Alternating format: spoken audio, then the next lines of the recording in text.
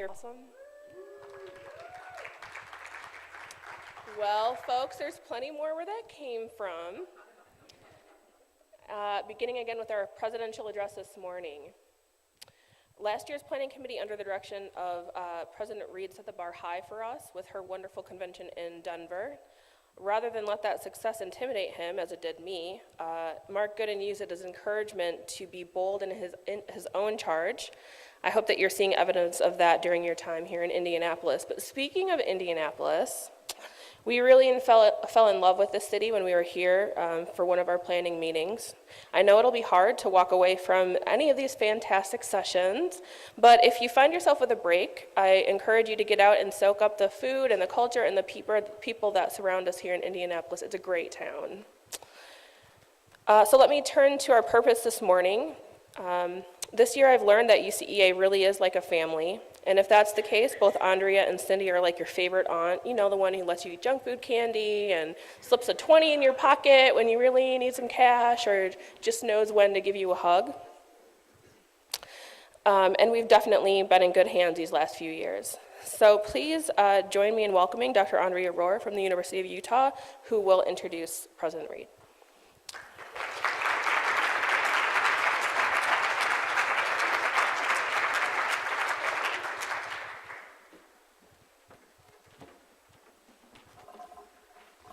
I'm so excited to finally be the one that can say it's okay to junk food.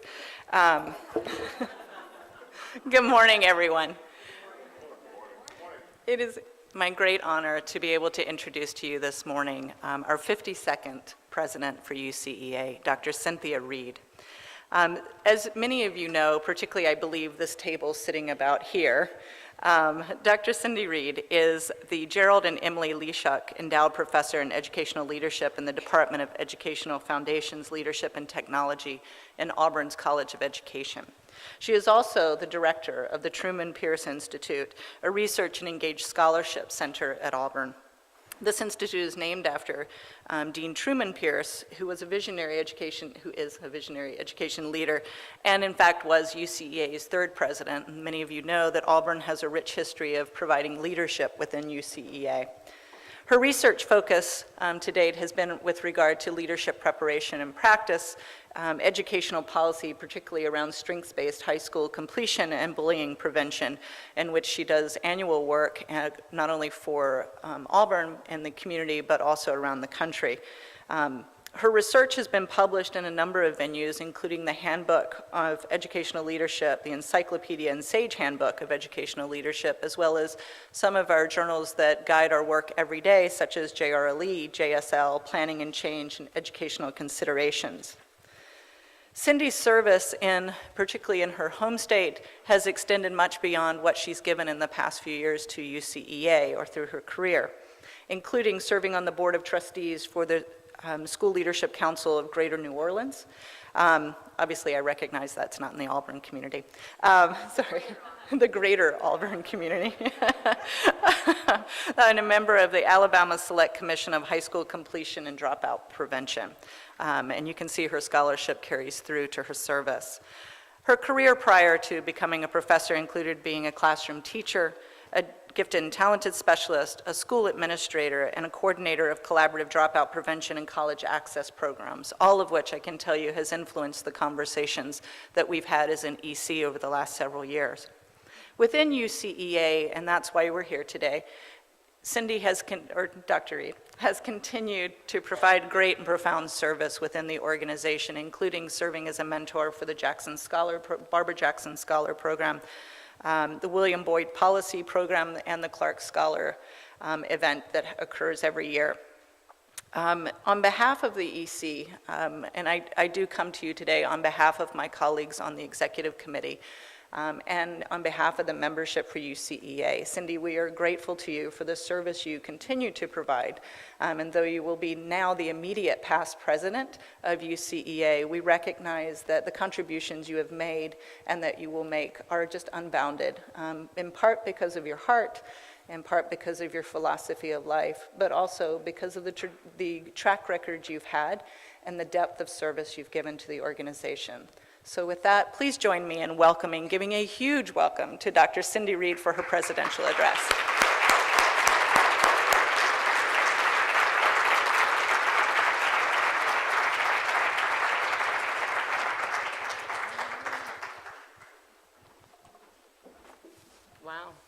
I should quit right there. Well, good morning. I'm really glad to be here, and I'm really glad that Fran Koshin is on screen right next to me here today. Can you see this screen? She couldn't be here, so my wonderful colleagues brought her to me. Well, again, I want to thank you for being here today. I was going to start out by talking about our theme and introducing our committee, so I'll skip that. But I just am so proud of the work that the Planning Committee has done this year. This conference is absolutely UCEA awesome. And the events and the speakers, at least the big keynote speakers, are just fantastic. And at all the sessions, I'm just so impressed with the work that you put into this and your creativity and vision, so thank you. As you know, the conference theme acknowledges that many of the challenges facing educational leadership are longstanding and have important historical contexts that must be considered.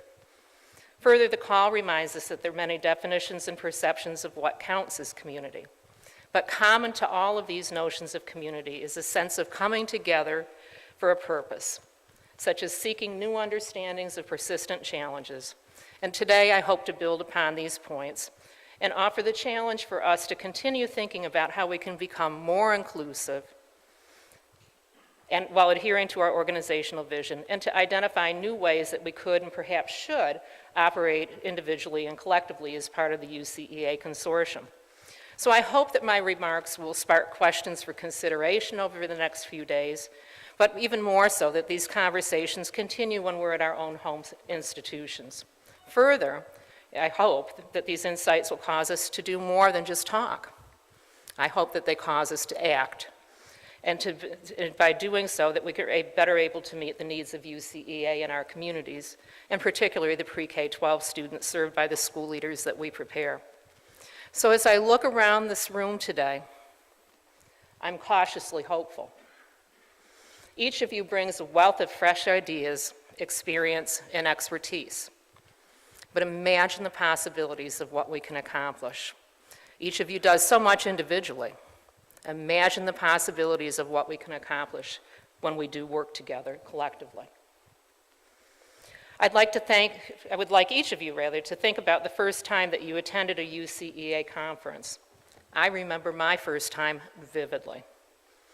Think about who encouraged you to attend, and in what ways you connected with the other people who were there. And how were you involved? I first attended UCEA as a new faculty member after being encouraged by my Auburn University mentor, Fran Koshin. And prior to becoming a faculty member, as Andrea said, I had an extensive career in K-12 education as a teacher and an administrator, and doing a lot of work in terms of creating partnerships and sustaining that work. But when I went to UCEA the first time, I was overwhelmed. And intimidated, frankly, a little bit by some of the researchers who I met, particularly those whose research I had cited in my own work. And here I was, not a youngster by any stretch of the imagination. So as I was at that conference, I went to a number of sessions, but one of the things I found, for me at least, was that conversations about developing and sustaining partnerships and engaging in collaborative programming, something that had been so much an important part of my work in my earlier career and is still today, I couldn't find sessions on that. So I probably just went to the wrong sessions. I'm convinced of that after looking back over our history. I must have just picked and made wrong choices in terms of where I went. But for me, missing from the conversations were those types of issues. So I wasn't really certain that UCEA was my intellectual home at first, until I bumped into somebody and had a conversation with somebody very special. That year, our president was Malu Gonzalez. And she said to me, "You must keep coming to UCEA. We need people who think like you do. And who knows, maybe you would be UCEA president one day." So I kept coming, and as you can see, the rest is history. Malu, I greatly appreciate you. Fran, I greatly appreciate you, and so appreciate the guidance that you've offered to me over the years. My point to this story is that we cannot underestimate the power of reaching out to graduate students, new colleagues, and others who can benefit from participation in UCEA.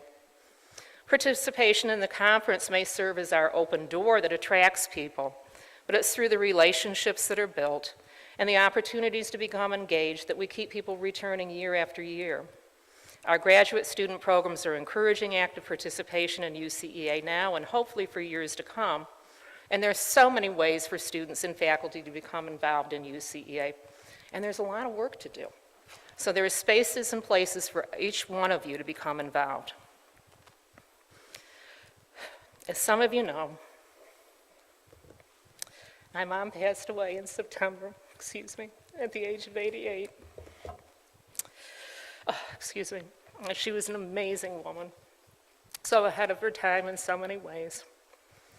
And for those of you who have lost a loved one or a close friend, you likely know the importance of holding on to those special memories.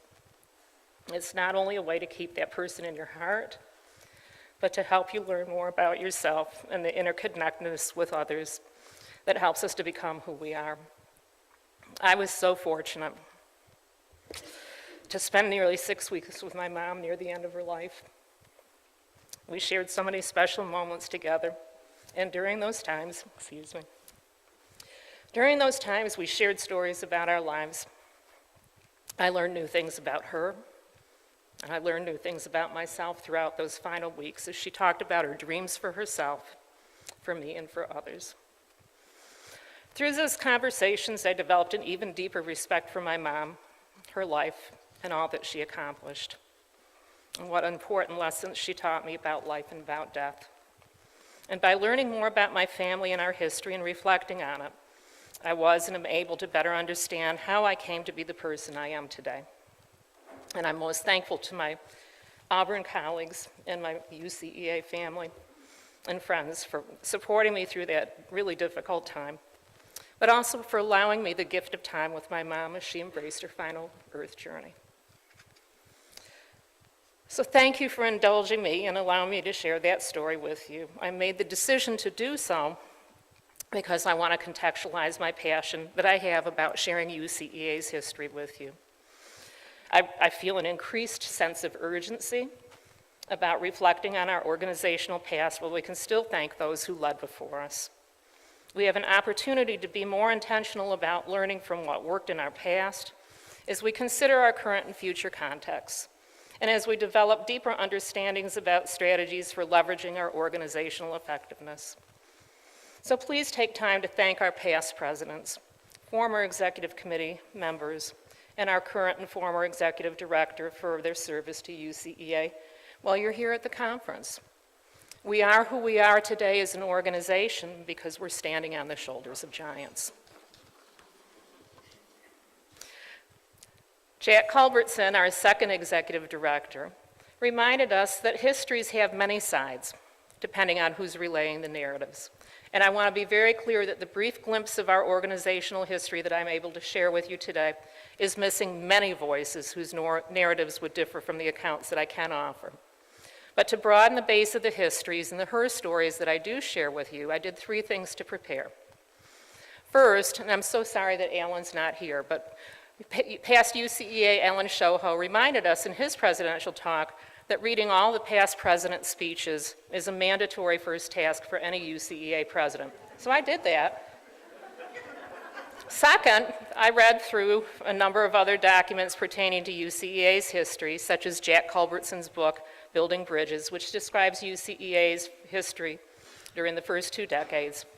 Tons of published articles and book chapters authored by former UCEA leaders, back copies of the UCEA Review, and original documents and correspondence. I have papers all over my house. Third, I invited past presidents, 1 former and 1 current executive director, and a few other UCEA thought leaders to respond to 12 questions either by survey or interview. 25 individuals. Nearly all of the people who were invited to participate took me up on this opportunity to reflect about their time as a leader in UCEA. And although not all of them can be here at this year's conference, I'd like to thank these individuals for their time, their insights, and their stories about UCEA's history, our current challenges, and future opportunities. So those of you who participated, if you'd please stand and be recognized for a moment. Come on.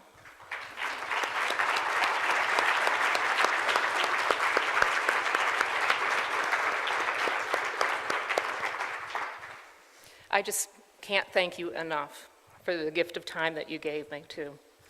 So the rest of my talk is organized into 3 segments today. First, I begin with a brief review, and it's brief, of UCEA's past and highlight just a few of the unique features and accomplishments of our organization. Part 2 of my talk, is intended to develop a deeper understanding of 4 of the tensions we faced organizationally and the causes, coalitions, and communities we have valued or developed over time that are at the intersections of those tensions.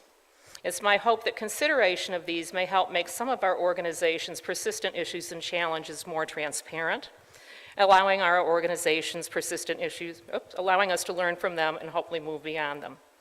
And part 3 includes thoughts about potential future directions and strategies that draw upon opportunities in our current social, economic, political, and environmental contexts, and new ways of thinking about how we can and do function as an organization. In this section, I'll try to offer reflections on our relevance, our relationships, and our reach as an organization in today's complex multinational context. So by developing deeper insights about our organizational past and the context within which events happen, we may be better equipped to avoid pitfalls and capitalize on opportunities as they arise. As George Santayana, a Spanish philosopher, said, "Those who do not remember the past are condemned to repeat it." Come on in, there's lots of room. So part 1. Nearly 60 years ago, UCEA was founded by 15 universities, the Kellogg Foundation, and 8 regional centers called Cooperative Programs for Educational Administration, or CPEAs. Representatives from each of these groups recognize the potential power of and need for interinstitutional cooperation to build a knowledge base of research and effective practice that could improve the field of educational administration. Over the years, UCEA has evolved as an organization, continuing to tackle important social and educational causes related to leadership preparation, creating coalitions with other organizations in order to better leverage change, and redefining itself as a community of researchers and practice that continues to be focused on quality leadership preparation and development. But our history also includes tensions and challenges. We have faced questions about who was worthy of membership or what types of research or programs should be undertaken and where UCEA headquarters should be located. UCEA's first site was at Teachers College, Columbia, before we were officially an organization. From there, we moved our headquarters to Ohio State University, where it remained for 20 years. Other host sites have included Arizona State University, Penn State, University of Missouri Columbia, the University of Texas Austin, and now we're currently at the University of Virginia. In 1954, Daniel Davies, head of the Teachers College Cooperative Educational Program for Administration, led an interim committee which was charged with the creation of a new cooperative organization to be focused on improving preparation of educational administrators. Davies was appointed executive officer for this committee, which included prominent educational leaders such as Walter Anderson, Truman Pierce, and Virgil Rogers, who went on to become UCEA's first 3 presidents. Daniel Davies is considered to be our first executive director of UCEA, and he served from 1954 to 1959. At a meeting on February 17, 1957, it was determined that the name of the organization should be the University Council for Educational Administration, and 4 days later, representatives from 32 universities officially approved the name. The membership criteria for the group were based on, quote, whether the institution had the resources, funds, facilities, and staff to carry on significant research in educational administration, and whether the institution had demonstrated an interest in such research. It was at this time that UCEA replaced the interim committee with an elected board of trustees, and Daniel Griffiths worked part-time as the director of research for UCEA from 1957 to 1959, while he was on staff as a professor at Teachers College. According to Culberson, Griffiths viewed UCEA as a means for making research more scientific and training programs more rigorous, and he had, quote, great optimism about the potential for UCEA. In May 1959, the Board of Trustees completed the first phase of UCEA's development by accepting a grant from the Kellogg Foundation, developing a set of bylaws, and selecting Ohio State University as the new home for UCEA. Jack Culbertson was selected as the new executive director. So there have been 7 executive directors to date, including 2 who served as interim directors. Our current executive director, Michelle Young, has been serving in this role since September 2000. Each of Michelle, Jack, and Patrick Forsyth were hired as an assistant professor when they became executive director. Each of these individuals brought many talents and ideas with them, and through their leadership, in collaboration with the executive committee members and the plenum representatives, determined the course of UCEA's work. Because of their efforts and dedication to UCEA, our organizational agenda has been responsive to contextual changes reflecting societal, political, environmental, and economic flux. Therefore, as we consider our past and the contributions made, it's very important to situate our stories and our work within the times during which they occurred. Many of UCEA's earliest leaders were well-established and connected professors with deans at prestigious universities. They were active leaders in the American Association of School Administrators, the National Council for Professors of Educational Administration, one of the 8 Kellogg Foundation-funded cooperative programs for educational administration centers, or they yielded influence on national and state policy commissions, such as the National Educational Policies Commission. In the 1940s to the 1960s, UCEA's early years, educational leaders were revered by the general public and policymakers, and their opinions and expertise were actively sought. It's a little bit different today, isn't it? We have 52 past presidents and now have our 53rd president, Mark Gooden. The first 7 presidents each served a 2-year term. This helped to provide stability and consistency as UCEA was developing. UCEA's presidents have come from 32 universities, including 2 international institutions, the Ontario Institute for the Study of Education and the University of Alberta. Peter Sistone was our 16th UCEA president and our first international president. He served in 1976 to 1977. Eugene Ratsoy, who hailed from the University of Alberta, was our 20th president and served in 1980 to 1981. We've had a lot of firsts in UCEA. Our first female president was Martha McCarthy. Where's Martha? Martha served as president in 1985 to 1986, and during her time on the executive committee, Martha identified the need for UCEA to host an annual convention as an avenue for increasing our diversity and as an avenue for active engagement in the organization. Additionally, it was an avenue for increasing UCEA's visibility. The first UCEA conference was held in 1986. Pedro Reyes was the first man of color who ran and was elected as president, and he served his leadership term in 1992 to 1993. In 2000-2001, our first Latina president was in office, Maria Luisa Gonzalez. Her presidential speech was the first one to be delivered at the full conference. Prior to that time, presidential talks were delivered at the plenum. That would have been so much easier. In 2005 to 2006, Michael Dantley served as our first African American president. And then in 2008 to 2009, James Koshurik served as our first openly gay president. Each of these leaders helped to break down barriers and encourage new conversations and research about gender, race, ethnicity, and sexual identity. But I want to emphasize that all of our past presidents made important contributions to UCEA. And oh yeah, about 10 years ago, we had our first cohort of Jackson Scholars. And last year, we had our first graduate student summit. As I look around the room, just look at how that's changed the face of UCEA. Over time, our membership has grown from the original 33 member institutions in 1958 to 95 member institutions today. Our membership criteria have evolved to become more inclusive, and we've maintained high standards for preparation program quality. Our membership review process, as those of you who've gone through it recently will attest, is complex and comprehensive. When conducting a membership review, we look for evidence of what we know reflects quality leadership programming based on significant research conducted by UCEA members and others. Our membership criteria now reflect UCEA's respect for both knowledge production and knowledge utilization, and our intent to promote issues of social justice. But these changes to our membership standards did not come without some controversy and tensions. UCEA has a proud history, and over the years there have been many accomplishments. I believe that our accomplishments are related to the causes we have addressed, the alliances and coalitions we have formed or in which we've participated, and to our community, and how we've defined our sense of community and redefined it over the years. So I'll use the simple following operational definitions for these terms as I continue to discuss them throughout my talk. Causes are ethical ideals, principles, or values, or beliefs in something whereby people are willing to donate or share one's time, money, or energy towards resolving underlying issues.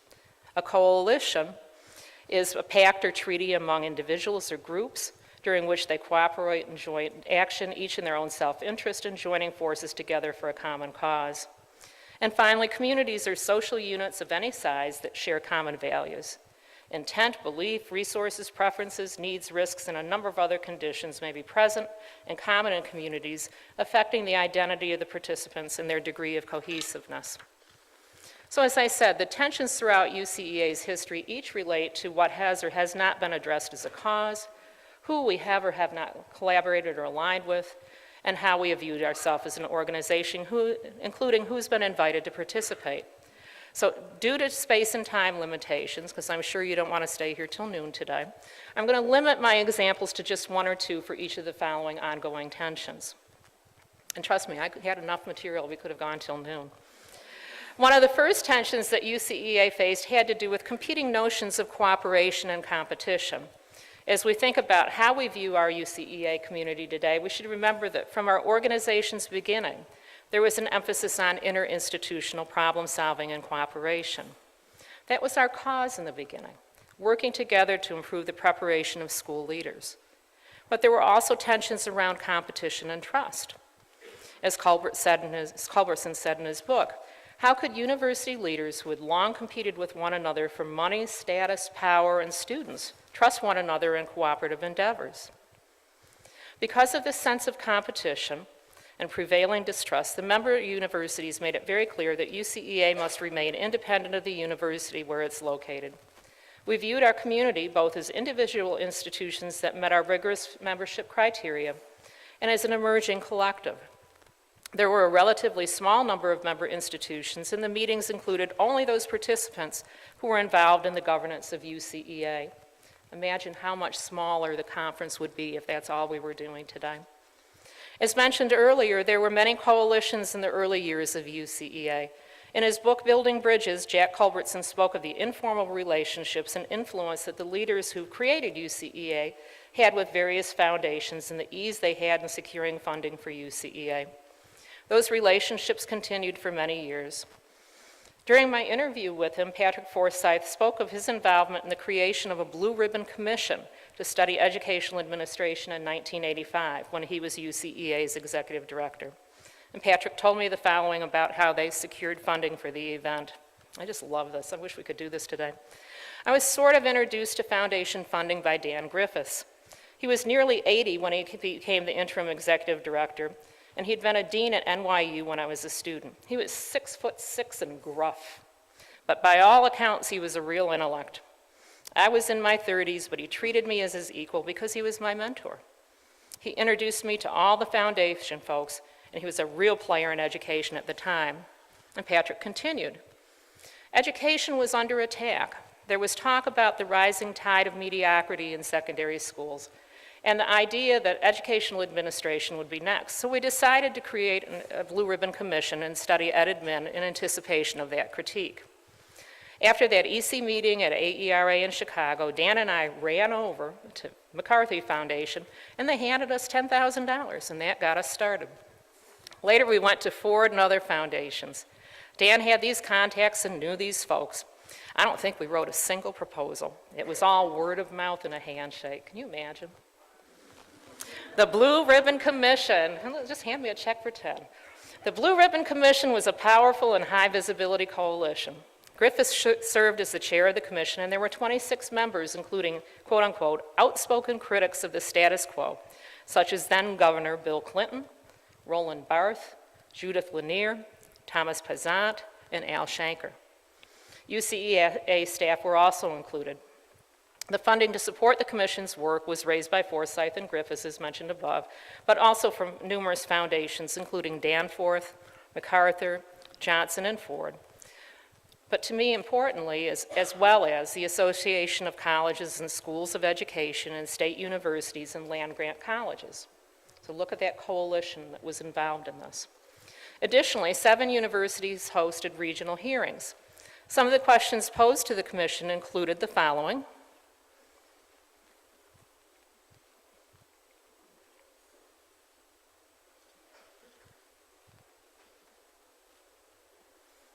The members of the commission debated back and forth about what to include in their report and how to word their 8 recommendations. In Forsyth's 1999 book chapter titled The Work of UCEA, he described the tensions that were present by stating, by the 6th draft of the report, 2 prominent members of the commission had decided not to sign it. Judith Lanier, who was then president of the Holmes Group, and Al Shanker both found the report too tepid for their taste. But by the time the commission completed its work, over 1,300 people had participated in some way, and more than 30 papers were prepared for the commission. So as you can see, there was a huge investment from many people, numerous revisions, almost to the point where there wasn't as much substance in it, at least not radical substance as people were hoping for. Recommendations were made in the commission report, including redefining educational leadership, modeling preparation programs after other professional schools, reducing the number of programs, increasing the numbers of ethnic minorities who were recruited, prepared, and placed, establishing partnerships with public schools, increasing professional development, and reforming licensure and certification. Don't these recommendations sound familiar? Although the work was monumental in terms of the outcomes and relationships that were built, the recommendations were viewed by some as a plot to monopolize educational administration by prestigious research universities. So this has, again, been another ongoing tension. Martha McCarthy described the Blue Ribbon Commission in this way. The National Commission brought all the organizations back to work together. When UCEA started in the 1950s, they worked together, but then went off onto their own directions. The commission brought the associations together. No one would listen if there was a splintered voice. The commission had big players on it, including Al Shanker, Bill Clinton when he was governor of Arkansas, and others, but the trade-off was that you had to appease everybody, so you couldn't go quite so far. One of the major outcomes from the commission report came from a recommendation to establish a national policy board to shape policy related to school administration. Shortly after the report was released, the National Policy Board was established, and that board still meets today and continues to bring together national organizations that have an interest in school leadership. Although there were competing views and tensions, the Blue Ribbon Commission clearly was an example of how institutions and other associations can reap the benefits of cooperation and collaboration, as well as work together for a common cause. So I want to thank Patrick, who could not be here today, for his important role in helping to create this important coalition and for his leadership in it. And I want to thank Michelle as well for her continuing leadership in it and her really active involvement on the National Policy Board today. This is important work. A second tension is focused on our organizational relevance and competing views about what makes us relevant. And we've had ongoing debates throughout our organizational history about whether our preference was for knowledge production or knowledge utilization. Coupled with this has been a struggle over the years as to whether or not it's better to prepare specialists or generalists. The theory-practice divide and even the great revolt against the theory movement, which escalated after the infamous Griffin's-Greenfield debates, were representative of the underlying tensions about whose knowledge counts and who should control the knowledge base. As the public and policymaker criticisms of school leaders grew in the 1980s and 1990s, UCEA took on the cause of identifying the knowledge base for educational leaders. And this was a major UCEA project, but it was controversial then, and perhaps it still is today. One of the past presidents described the project this way. 7 domains were identified, and key scholars in each area served as domain leaders and assembled teams of faculty members with whom to work. Those involved in the project were not necessarily educational administration faculty or from UCEA institutions. The product of this effort formed the basis for the ISLIC standards. But not all leaders felt that this informal coalition of researchers was an appropriate approach for addressing concerns about the field, and there were ideological factions within our UCEA community. One person described the situation this way. The knowledge base project had just happened. The effort was a good idea to develop a repository and identify the seminal pieces, but there were other pieces that were emerging, and there was a lot of pushback around who gets to decide what and who is included. It was all very traditional, and there was a distinct feeling of a lack of respect for those who pushed back. And another past president described the project like this. The idea was to have teams of experts on leadership, change, finance, and so on, and to chart the knowledge domain and then pull together some examples of writings that were significant and communicated that part of the knowledge base. There was a big contract with a publishing house. By control of the knowledge base, I think they were trying to define the field, but there was a tension around that. Who knows best? We questioned the definition of knowledge. Is it fixed or is it growing? Is it one direction or does it flow in many ways? The tension was very obvious in conferences and at the plenum, because remember, he who has knowledge has power. Simultaneously, as UCEA's leaders addressed our internal debates about relevance and what and whose knowledge counts, our organization was facing a fight for survival. The 1980s were a challenging time for educational institutions, both politically and economically, and Patrick Forsyth described the situation this way. UCEA was really in crisis, partly because of the history of things. UCEA had lost all of its major grants and had just moved to Arizona. UCEA was consuming its reserve funds at an alarming rate, and membership was down to 38 or 40, something like that. The health of the organization just wasn't that good. UCEA made a decision to concentrate on K-12 programs in the original mission of UCEA.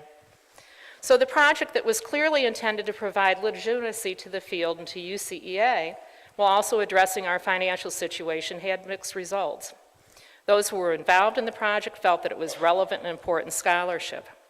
Others who were not included on the research teams, or the people who viewed knowledge as growing and multidirectional rather than as a fixed commodity, did not find the project to be particularly relevant.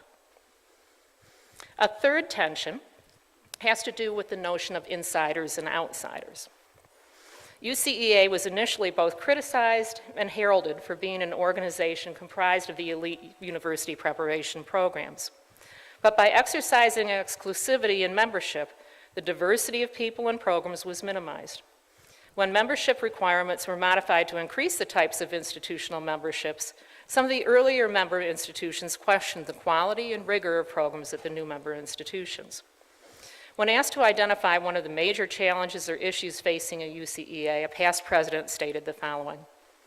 One of the major issues was which higher education institutions had the stature to join UCEA. Regardless of their mission or vital contributions to the field of educational leadership, if the institution did not meet rigorous UCEA standards, they were rejected. Of course, this left out all of the state universities that were certifying the most administrators across the nation. Also, people would say that UCEA needed to continue to be elite, otherwise the organization would simply be common with no distinction. So one of UCEA's causes has been the production of rigorous research to improve the field of educational leadership. And with this in mind, another past president described the tension around inclusivity this way. Membership is a tough issue. There have been debates on whether or not to expand membership beyond Research One universities. Younger, less known researchers tended to come from larger state universities, and they tended to be more accepting of expanding membership beyond the R1s. So there have been debates about what constitutes research, what counts as research. Increasing diversity and engaging in social justice research and practice are two of UCEA's core values today. The Jackson Scholars Program is just one example of UCEA's initiatives in these important areas. While diversity was a concern to some degree in earlier days in UCEA's history, it does not appear to have been a priority, at least not all of the time. As one former UCEA leader said, "From my earliest days, UCEA was a white man's elite university club. There were a few women and perhaps several people of color. Having said this, there were many people of goodwill who were always trying to push the boundaries and membership of UCEA further. And another past UCEA leader described the situation like this. UCEA's diversity depended on its member institutions sending diverse representatives to the plenum. The Edmund Professoriate was not diverse in the 60s or 70s, nor were many other professional occupations. I don't see this as UCEA fighting diversity, to the contrary.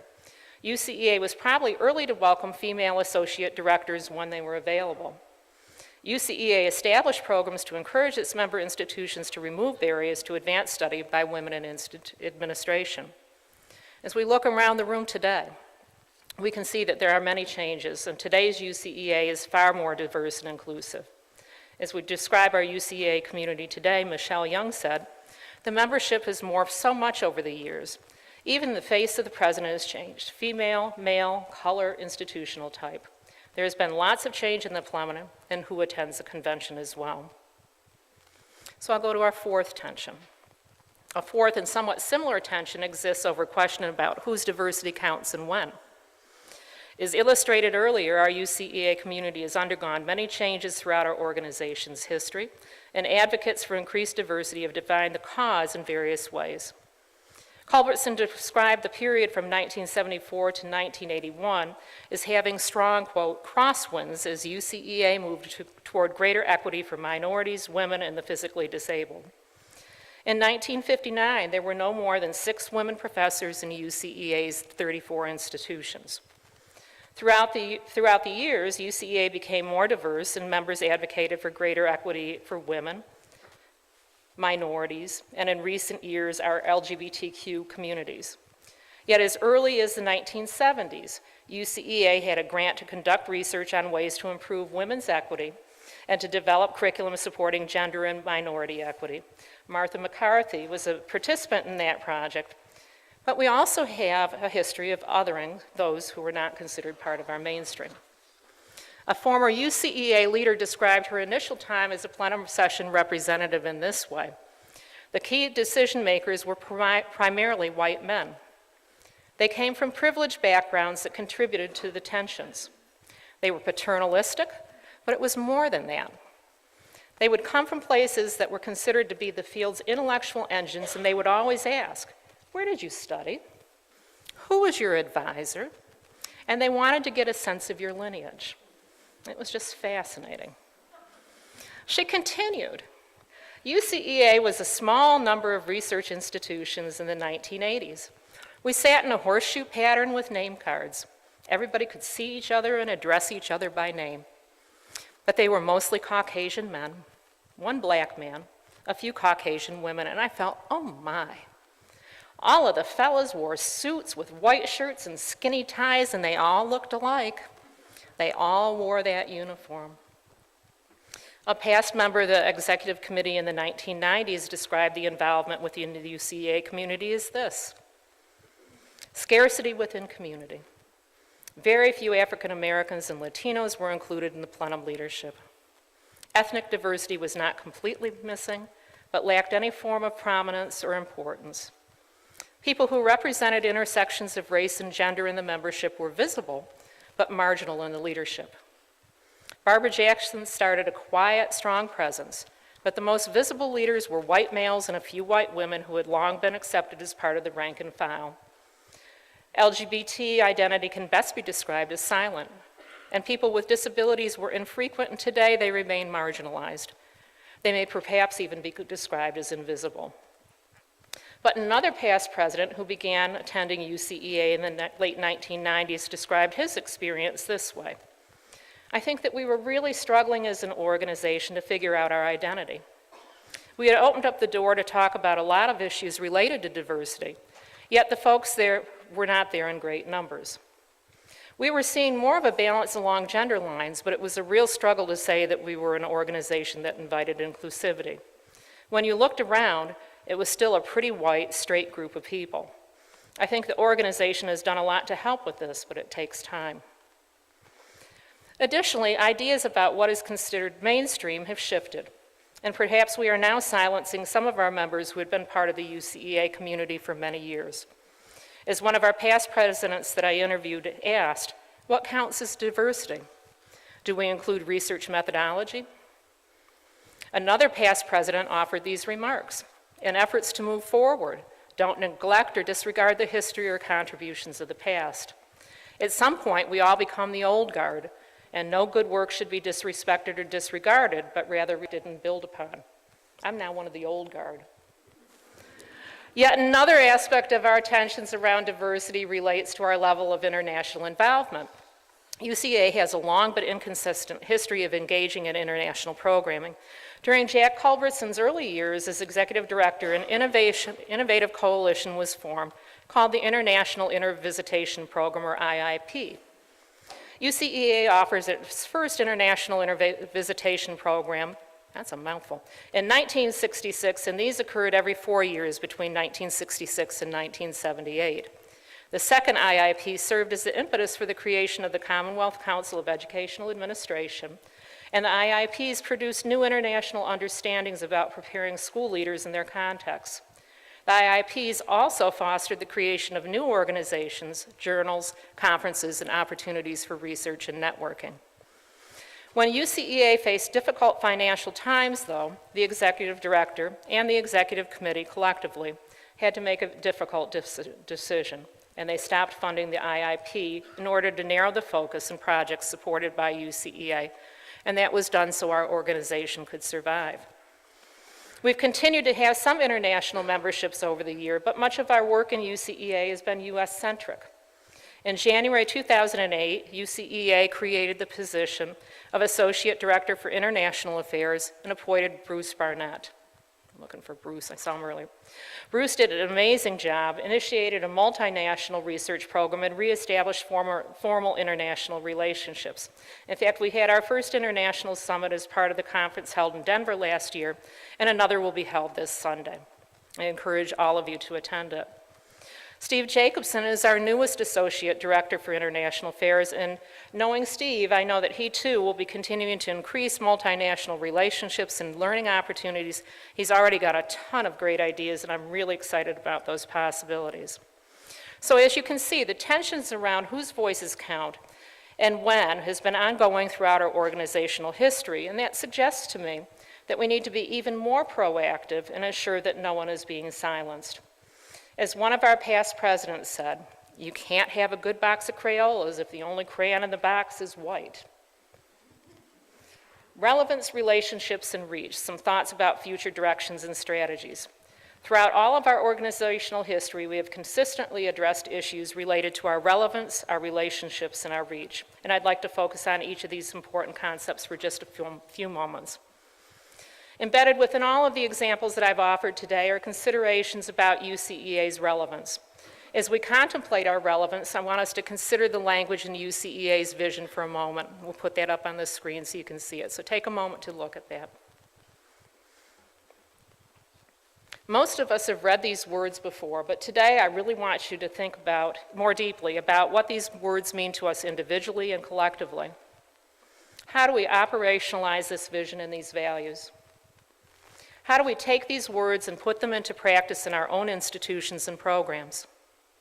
And how can we do better? The answers to these questions are part of what can help us to become more accountable to each other and to those who we serve. Our perceived relevance as an organization has ebbed and flowed over the years, depending on what causes we were addressing, how we had defined our community, and who we embraced as allies or collaborators. When we reached across the boundaries of our membership and included multiple voices from within UCEA and beyond, we've achieved great results. Today, we have ongoing collaborations with the Wallace Foundation, active engagement with ELCC revisions and a committee refreshing the ISLIC standards, Young's endless efforts as a leader of the National Policy Board for Educational Administration, and many other things going on. In all of these coalitions, multiple perspectives are an expected part of the dialogue. New insights and levels of respect are developed as new working relationships are nurtured, while participants deliberate issues and collaborate around a common cause, which is improving the quality of leadership preparation and practice. But concerns about our relevance are not new. Our first UCEA presidential address was by Samuel Goldman, and his speech was in 1972. It was delivered to UCEA's plenum, as was the tradition until 2001. Goldman's speech was titled "To Move a Profession," and in it he analyzed the role that UCEA should play in defining and moving the professional preparation of school leaders. His prophetic words were, "The ranks of our critics swell each day, and the veritable word bath of negative comments has the effect of drowning out the sound of any worthwhile achievements to which school people may legitimately lay claim.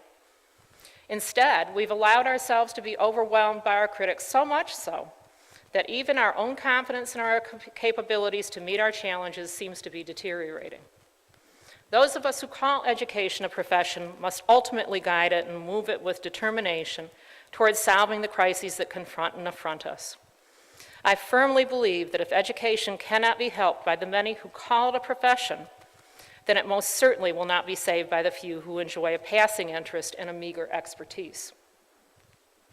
1972. Today, we have a clear call to action if we wish to remain relevant. The political conditions are far worse now than they were in 1972. Our public education and university-based leadership programs are under attack, and those attacks just keep coming. When I was asking our 25 UCE leaders who participated in my research with me what they consider to be today's challenges and issues, and for advice that they have for UCEA as we move forward, a number of them pose questions for us to consider, such as, how do we create educational organizations that can prepare students to lead in a flat and radically changing world? How can we make university-based leadership preparation programs credible to legislators and policymakers? It's more difficult for professors to engage in rigorous research today because there's so many fewer full-time students. Can UCEA play a role in helping professors to continue being productive even under these circumstances? How can we counter the hyper-rationality taking over an assessment evaluation of administrators' work? And how do we in the academy contribute to economic development? We're being challenged as our means or ends. Are we readying administrators for schools that prepare young people for global change and economic competition? Nearly 1/3 of those responding address the issue of the rapidly changing context for leadership preparation that's increasingly utilizing market-driven approaches. One of the comments illustrating this point was, "There's an anti-public education policy context in which we now live. The often erroneous portrayal of public education failure, the assumption that market competition will raise educational outcomes, and the onerous educational accountability requirements put on public education are sapping valuable time and energy to accurately portray what is happening in education. In this information age, even the most accurate information is lost in the volume of rhetoric, marketing, and propaganda produced by well-funded anti-public education advocates. In the meantime, alternative education approaches and providers are held to very few, if any, accountability requirements." I'm going to show a few more of the quotes on the screen as I keep talking. Our past UCEA leaders also offered other sage advice. I wish there were time to share all of it with you here, but trust me, you don't want to sit here till noon. So I'll offer just a few points that were common themes in their responses. One theme is that we need to be more inclusive. One of my favorite quotes out of this series of advice was, "We need to bring everyone under a big tent to a place where everyone feels valued and included." There are many other quotes, and I believe Audrey's going to show them on the screen as we keep going here too, all of which were very important and poignant. Another theme encouraged us to pursue specific strategies or approaches. One example offered is the following: create longitudinal or large-scale studies and have UCEA be a place where these studies on leadership can be coordinated. Continuing to do our research in a piecemeal manner will not garner the organization or its members any respect or accolades like NSF or NIH receive. So perhaps one area for this type of comprehensive and collaborative research might involve looking at school leader evaluation policies both longitudinally and state by state.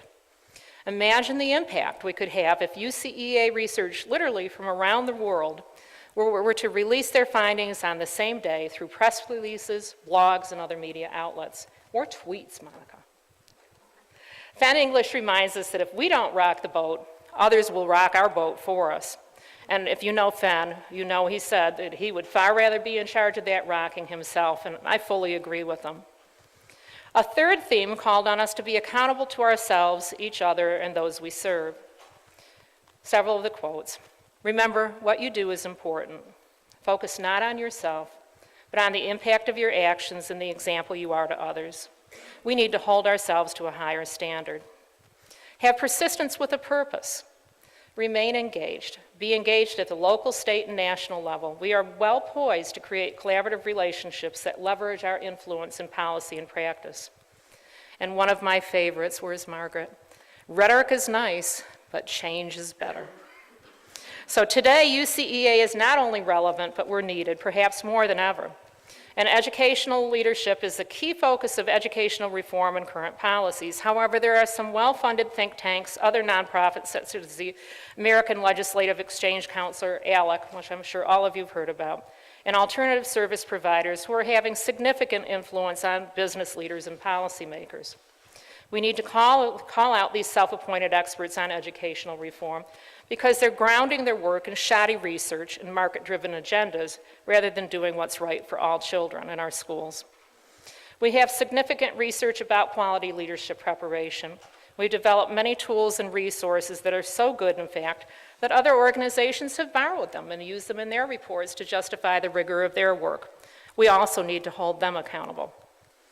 In my office, we have a saying, and it goes like this: don't just think outside the box, think as if there is no box. So with this spirit in mind, Adriana Kazar's edited book, Rethinking Leadership in Complex Multicultural and Global Environments, New Concepts and Models for Higher Education, I believe that this may offer some important insights about how to proceed. She challenges us to pay attention to changing complexities, seek out multicultural perspectives, and to nurture our communities. Further, she advocates that we need to pay attention to trends and adapt in ways that maintain high quality, but that are responsive to new contexts and demands while remaining vigilant about who our audience needs to be. Incremental changes may work and feel comfortable, but there's a danger in not adapting to the growing complexity and interdependence in our worlds of work and life. Lack of changes or even the incremental changes dull our senses and make us less likely to anticipate the dangers ahead. We all know the story of the frog in the pot of water, right? So need I say more? Kazar and Carducci challenge us to embrace what they call revolutionary leadership concepts, ideas, and practices that embrace a shift in organizational structures, core beliefs, processes, and locus of responsibility. They remind us that historically, leadership has been used as a form of social control. And they encourage our efforts to move beyond status quo by offering that we can work to disrupt this cycle of oppression by helping organizations establish shared power environments that promote social justice and positive social change. If we look carefully at the current educational policies and policymakers and the market-driven forces behind them, one can see that they are using their power as a form of social control. So it's up to us, as educational experts, to disrupt this current policy environment. Drawing on the lessons learned from UCEA's history, how might we change the ways that we engage with others within our organization and in our home institutions, as well as when engaging with those with whom we disagree? There have been points throughout our history where our work has promoted learning, empowerment, and change, and created a context that embraced mutual power and influence. So what else might we do? And who do we need to have at our table in order to accomplish this work? In Daniel Goleman's book, Focus, which just came out in 2013, he reminds us that we have three ways of focusing as we make sense of our world. The first of these is an inner focus. This is the ability to tune into our intuitions and guiding values in order to make better decisions. The second focus is on others. Our other focus smooths our connections to the people in our lives. And the third focus is outer, which helps us to negotiate the world. Goleman describes these three types of focus in this way. A leader tuned out of his internal world will be rudderless. One blind to the world of others will be clueless. And those indifferent to the larger systems within which they operate will be blindsided. So where we focus our attention, whether it's on ourselves, on others, or outward, determines what we'll see. As we think about our relationships with others, how can we learn to see beyond what at first appeared to be barriers to our ability to collaborate? How can we learn to be more intentional about who we align with and who is included in our coalitions? If we don't include others from different points of view, then we're only preaching to the choir. So how can we identify organizations that have the capacity and the will to engage in honest collaborations that have the potential to result in socially just and impactful work? As an organization, how can we be more adept at creating spaces and places for all UCEA members to be more involved and more connected? Michelle Young has been doing an amazing job in increasing our organizational visibility, credibility, and reach these past 13 years. And Patrick Forsyth was very adept at getting UCEA to the table for large-scale commissions. But we cannot expect an executive director to carry this load, nor can we expect our associate directors or even the executive committee to solely lead this work, especially when we consider the number of new and ongoing UCEA programs and initiatives that are underway. So how do we broaden our reach, and how do we maximize our returns when engaging in this important work? Paulus, McGuire, and Ernst remind us that the most important challenges we face today are interdependent. They can only be solved by groups of people working collaboratively and across boundaries. So consistent with Goldman's research on focus, Paulus and colleagues state that we must begin by developing leadership from the inside out. And this requires us to engage in subjective meaning making and consider the core values, beliefs, identity, and essence of each individual. UCEA's rich history on important educational issues, combined with our efforts to advance quality leadership preparation and practice of educational leaders for the benefit of schools and children, should situate our organization as an important policy player. But we still have work to do collectively to make this goal a reality. Specifically, we need to continue working together to increase our organizational visibility and our influence. Can you imagine the possibilities if each of us here would commit to at least one action that you'll take when you return home from the convention? And can you imagine further the possibilities if each of us here would identify an action to take and find collaborators from other UCEA institutions or other organizations who agree to work with you on one or more collective items to improve the quality of preparation, policy, and practice? And finally, imagine the possibilities if we were to engage with multiple other individuals and groups and focus our collective energies on one issue that could impact the lives of children and their ability to learn. So as I wrap up this talk, thank goodness, right? As I wrap up this talk, let me pose two more questions for you to consider. How might we think together, dream together, and act together to make a positive difference in the educational opportunities and realities for all children? And how can we have a greater influence on national and state policies and practices related to educational leaders, their preparation and practice that promises to deliver equitable and exemplary practice? Through creative and forward-thinking approaches that contribute to a collective impact, we can accomplish great things. But we need to be very clear. We need to step up, we need to work collaboratively, we need to form new and powerful alliances and reclaim the field of educational leadership. If we do not, we're lost. I hope that my comments today have provided you with some new insights about UCEA, and that I've been able to share some of the wisdom shared by our earlier UCEA leaders. And I so sincerely appreciate their generosity as they contributed their knowledge and insights as part of my research for this speech. I learned so much from each and every one of you, and I look forward to sharing more of UCEA's history in other venues. So in closing, paraphrasing a quote from Steve Jobs, who was former Apple CEO, I hope that everyone here has a sense that right now is one of those moments when we are influencing the future. Collectively, we have the brain power, the resources, and the energy to do so. All we need is the will and the discipline and the commitment to join together for the common good. So I thank you all for your kind attention. I hope you enjoy the rest of the conference.